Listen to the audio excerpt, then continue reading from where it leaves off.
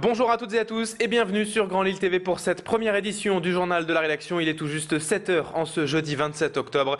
Voici tout de suite les titres que nous allons développer dans un instant. Du foot avec le résultat du LOSC hier en Coupe de la Ligue, les chiffres du chômage dans la région en hausse en septembre et puis du cinéma en fin d'édition.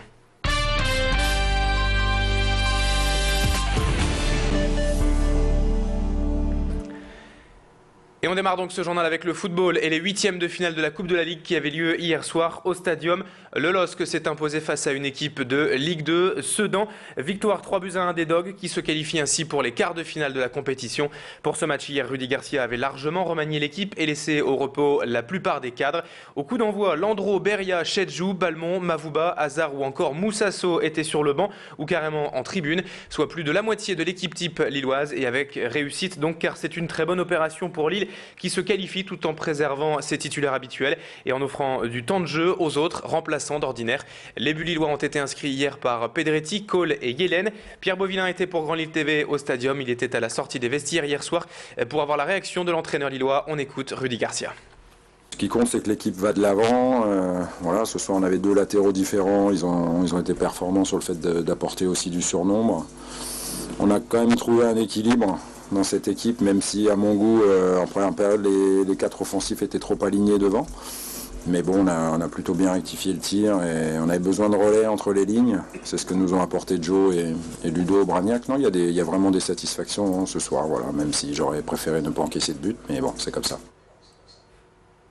Et à noter que le tirage au sort des quarts de finale a déjà été effectué hier soir et un choc en prévision pour ces quarts de finale. Le LOSC se déplacera à Lyon. Ce sera au mois de janvier prochain.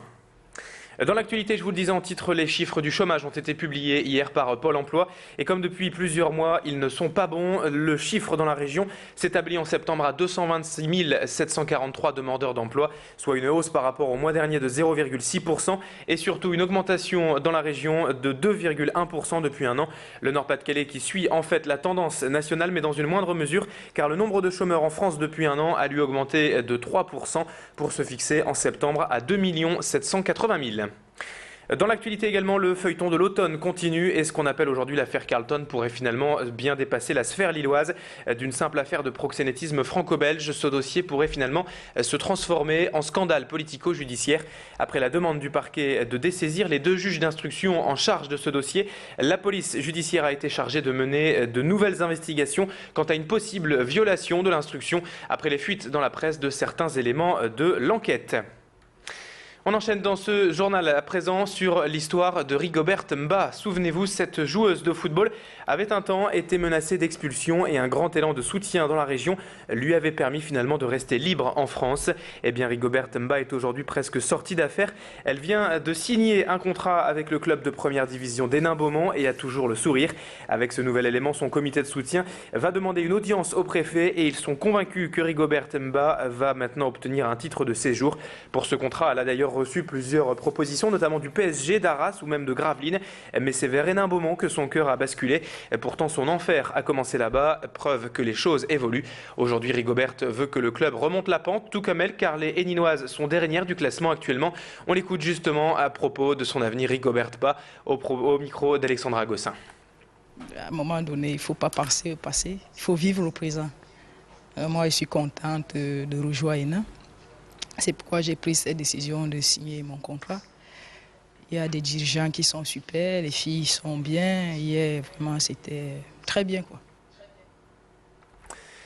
Dans le Vieux-Lille, l'Hospice Comtesse a retrouvé sa tour de guet oubliée. Vous allez le voir sur ces images. Voilà 200 ans que le vieil établissement de santé, aujourd'hui reconverti en musée, avait perdu son point culminant. Et cela aurait pu rester ainsi encore longtemps si lors des travaux de rénovation en juin dernier n'étaient apparus les vestiges d'une ancienne tour de guet. Pour rendre son vestige d'antan à l'Hospice Comtesse et redonner au paysage urbain sa part d'histoire, la ville de Lille a donc décidé de financer et de construire cette flèche qui culmine désormais à 36 mètres de haut.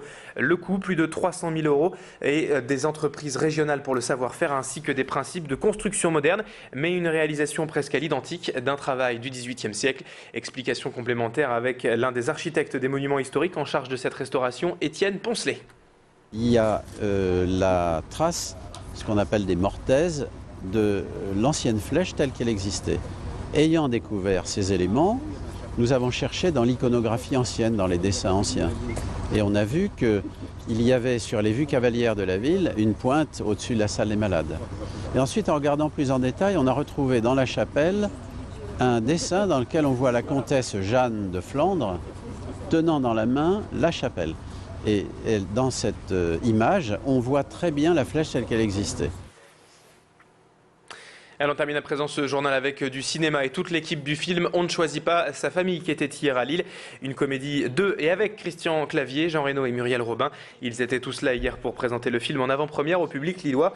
Dans ce film, l'homosexualité, l'adoption, les relations conflictuelles entre frères et sœurs, tout est abordé avec humour et dérision. Élodie Bernachon a rencontré les acteurs du film et notamment le réalisateur Christian Clavier qui revient, ou plutôt on va écouter tout de suite Jean Reno qui revient avec sa relation d'amitié avec Christian Clavier.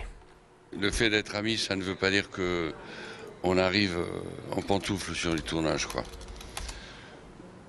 Moi, je peux pas. Moi, ou je fais un film ou je reste à la maison en pantoufle, quoi. Donc, c'est mon ami. C'est vrai que je le vois. Pas toujours, parce que je suis pas toujours en France et que je travaille beaucoup.